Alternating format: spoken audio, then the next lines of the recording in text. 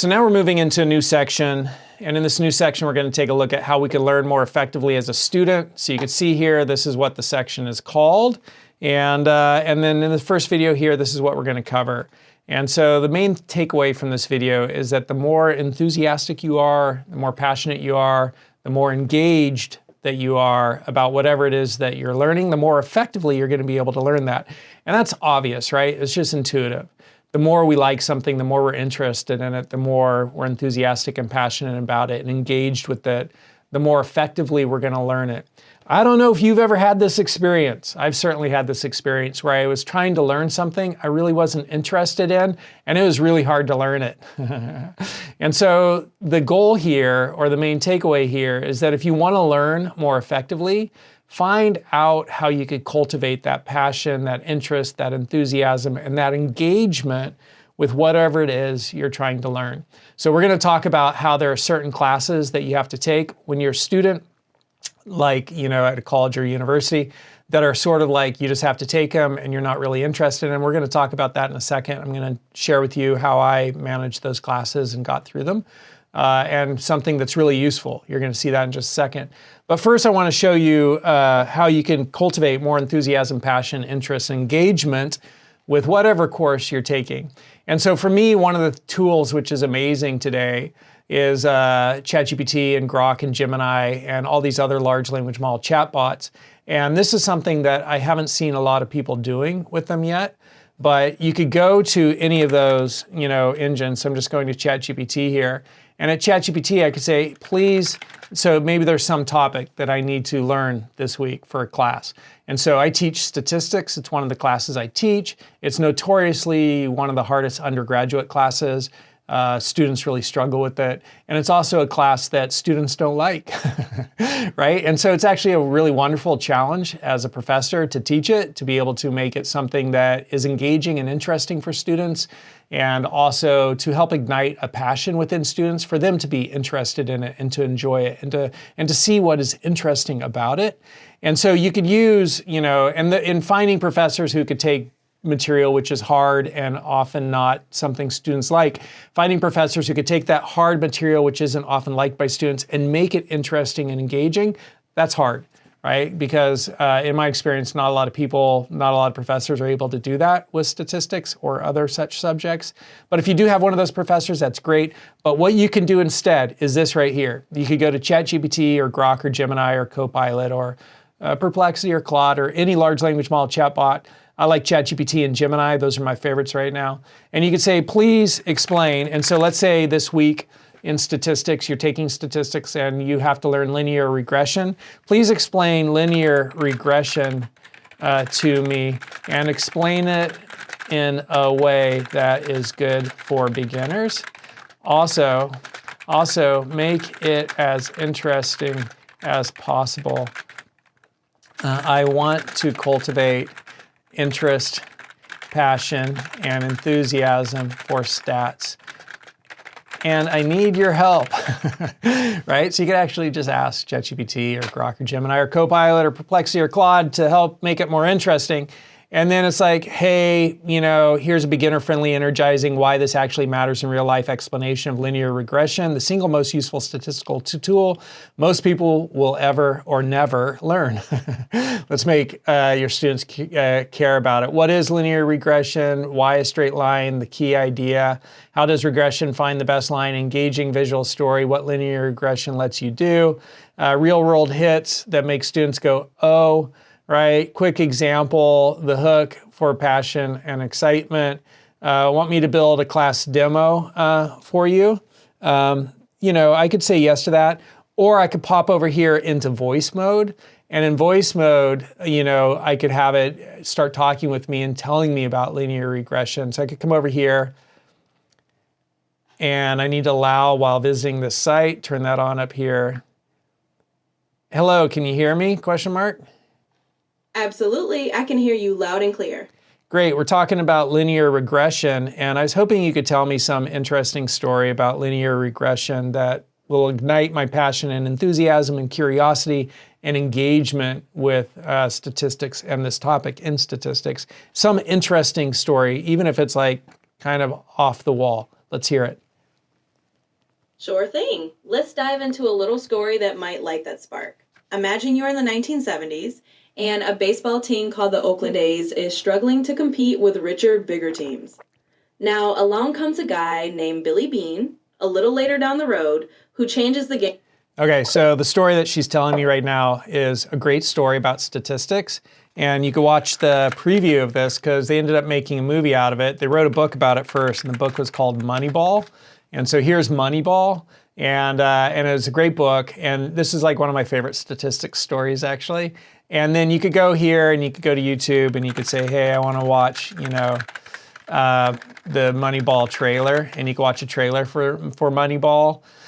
And that is going to ignite some passion, interest, curiosity, enthusiasm, and engagement for you around statistics and linear regression, right? So just by going here to ChatGPT or Gemini and asking questions and saying, make this interesting for me. And you could even take pictures with your cell phone. So like whatever chapter you're learning, like take the pictures of the first 5. You could do 10 images, I think, if you have a paid account. Take 10 pictures of the first 10 pages, upload it, and say, help me learn this material, make it enthusiastic, engaging. And then you could talk with, the AI, or you could text, type and do the chat thing with it, however works best for you. We're going to learn about learning modalities in the next video. But, you could do that. And when you upload those images and it starts talking with you, that's a much more engaged way to learn. Right? Like just already you're more engaged. You're dialoguing. You're having a conversation, I want to say with somebody. You're having a conversation with a machine which has synthesized all of humanity. And now you could talk about it. And this tutor, genius tutor, which is accessible to you, which are these large language model chatbots, you can now talk with them and have this engaged conversation and ask them to make the material more interesting for you. And so that will ignite passion, enthusiasm, excitement, interest, curiosity, engagement, like all of these amazing things you want to have happen when you're learning. And Plutarch has this great quote. And so this is the way I like to say it. It's not exactly the way Plutarch said it, but I love this quote, and it's very similar to what Plutarch said. I actually don't remember exactly what Plutarch said, but I do know that this is the way I like to say it, and that it's not the exact way that Plutarch said it, but this is what the quote is. The mind is not a vessel to be filled, but kindle to be ignited. Like if you could ignite somebody's passion and enthusiasm and interest and curiosity and engagement in a subject, that's so much more valuable than having them memorize and regurgitate like 20 concepts from a chapter, right? Like if they are now excited and enthusiastic about a subject, their learning is going to be awesome. They're going to be out there, they're going to be asking questions, they're going to be looking for information on their own. Like you need to find a way to ignite that in yourself, because unfortunately, like too many teachers don't do that. Too many professors don't do that for you. So you have to take charge of doing that for yourself. And sometimes there's going to be classes which are just hoop jumps. It's like a hoop you got to jump through to get to your degree so you could get better dollars and better doors will be open for you. Sometimes there are going to be those hoop jump classes that you just got to jump through the hoop. You just got to get through it. And you're just, not super interested in it. But do your best to cultivate that interest, enthusiasm, engagement, passion, excitement for whatever it is you're learning. So the amazing thing about this Moneyball story is that at Harvard, and Harvard has a reputation of being one of the best universities in the world. And Harvard also has a reputation for attracting some of the best minds in the world, right? That's kind of like, their brand, right? Like, hey, we're one of the best, if not the best university in the world. But they taught statistics at Harvard for 90 years. Right? To some of the best professors, best minds, and best students, best minds, right? They taught statistics for 90 years before one student said, hey, I wonder if I could apply this to baseball. And when that student applied statistics to baseball in a new way in the 90s, right? He revolutionized professional sports. And in some ways, you could even say he ushered in a new era in data science. So statistics is wrapped into this larger field called data science. And And I love that story because for 90 years, the best minds in the world, reputedly, right, were teaching statistics and learning statistics, and they weren't applying it. So stats is hard. Stats is really hard. But finding a way to become curious about it and to ask questions and to get interested in it, and then to ask yourself, how can I apply this in a new way and things I'm interested in? If you do that, you might just revolutionize an entire industry. The entire sports industry was revolutionized by Moneyball, by one kid who took statistics, the statistics that he had learned, and applied it to another passion area in his life, which was baseball. And then Brad Pitt played starred in that movie, playing that kid, or playing the guy who knew the kid, right? And so it's a pretty great movie. And if you have to take statistics at any point in your life, definitely go check out that movie. And then also definitely use large language model chatbots to help you cultivate your own passion, enthusiasm, excitement, and interest. And by the way, once it kind of spits all this stuff out, you can say, give me a really basic example. Right? Now give me the simplest formula for understanding this. Now help me understand at a high level, what are the fundamentals of statistics? Because statistics is all about measures of central tendency. It's a really short lesson here. Measures of central tendency and also measures of dispersion. Let me illustrate that. Let's say you own a company and you rely upon parts to be shipped to you so you could build something. And one supplier, you have two suppliers, supplier A and supplier B, and they both send you a certain part, same part, two different, you could get it from supplier A or supplier B. It's the exact same part. You could get it from A or B, right? And they both on average send it to you on 10 days. So it takes 10 days on average. The mean is 10 days, right? Because in statistics, instead of saying the average, they say the mean. It's just synonymous, but that's the word they use in statistics is mean. But each supplier gets it to you on average in 10 days. So you might say, well, on average, they deliver it in 10 days. It doesn't matter. I'm indifferent between supplier A and supplier B. Get it from whichever. They both get here in 10 days. But here, and that's the measure of central tendency, is 10 days, the mean, the average. But here's the thing, you got to think about dispersion. Right? So supplier A gets you the part in 9 days sometimes, or 10 days sometimes, or 11 days sometimes, right? That's supplier A. So their average is 10 and the dispersion is between 9 and 11. But then supplier B will get it to you in 2 days, in 10 days, or in 18 days. So supplier B has much more dispersion. They're much more unreliable. Sometimes they're really fast, sometimes they're really slow. They're not consistent. They have a lot more dispersion. So you look at both the measure of central tendency, the mean, the average, 10 days, but you also look at how much dispersion is there, right? And supplier A was just 9, 10, or 11 days, but supplier B was 2, 10, or 18 days. So you're going to choose supplier A because they're more reliable. You could count on them more. You could plan your production cycle around when are those parts getting here, you know? And so you want to look at both the measure of central tendency and the dispersion. And dispersion in statistics, we talk about that as variance and then also standard deviation.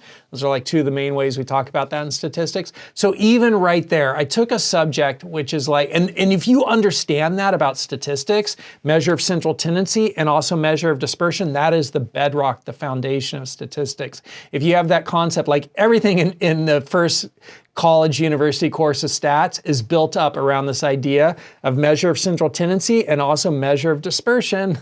How much dispersion, how much variance, how much standard deviation is there, around the mean, right? Everything is built up around that in statistics. So if you understand that one component right there, like you're like ahead of 80%, 90% of people in understanding statistics. And so statistics is hard to understand, right? They taught it at Harvard for 90 years before somebody is like, I can revolutionize all of baseball and all of the sports industry by applying what I just learned in my stats class, right? It took 90 years before one of the best minds was able to kind of make that connection. And so statistics is hard to learn, and it's often a class that students don't want to take and they don't like. But if you could find and cultivate that passion, that enthusiasm, that engagement, that excitement, that interest, that curiosity for the subject that you're learning, and if you could use large language model chatbots to compensate for professors who are lackluster and can't ignite that Kindle in your mind to become excited and enthusiastic about it, if you could compensate for those lackluster professors by using ChatGPT or chatbots or Gemini, some other one, to ask those questions and become interested and have the chatbot get you excited about it and tell you stories about it and give you basic examples and start working it out down, give you another example. Like that to me is where learning is going. And they call that adaptive learning, adaptive, because the machine is adapting exactly to where you are. It's teaching you exactly what you need to know. It's not like here are the 10 homework assignments everybody has to do. It's like you're like, give me one more, give me one more. Okay, I got it. Give me one that's a little bit more challenging. It's a tutor at the genius level. The tutor's at the genius level, helping all of us who aren't at the genius level rise up a little bit higher, right? So the chatbots truly are pretty genius, and they'll give you just exactly what you need to move you that next step forward every time, and that's called adaptive learning. And so that's amazing. It's where education's going, and you could get there now by using these chatbots and starting to dialogue with them to increase your interest, curiosity, passion. And we're going to learn more about how to use those chatbots coming up. So right now we're in the study skills section, igniting passion. But down here, we're going to take a look at essential AI skills, and we're going to learn about all that here. And my goal for today, by the way, so I sat down here, it's now 1:26, and my goal for the day is to get through these two sections right here. I want to record all those videos. And I share that with you because we're learning about, how can we be more effective as a student at college or university, but also how can we be more effective in all of life. And we were talking about time management and productivity and building routines and habits. And so one of the techniques I use is like, I'll set a goal, set an objective, and this is what I'm driving through, and this is what I want to accomplish. And this is something that's reasonable that I can get done, but I know that this is the work before me. And when I get done with all this, then I could go swim with my kids, I could watch a few YouTube videos, I could do some other stuff, hang out with my wife for a little bit. And so anyhow, I'm setting that goal here. Let's see if I hit it. All right, so that's igniting passion, why interest and curiosity drive learning. And remember, ladies and gentlemen, remember, the mind isn't a vessel to be filled, but kindle to be ignited.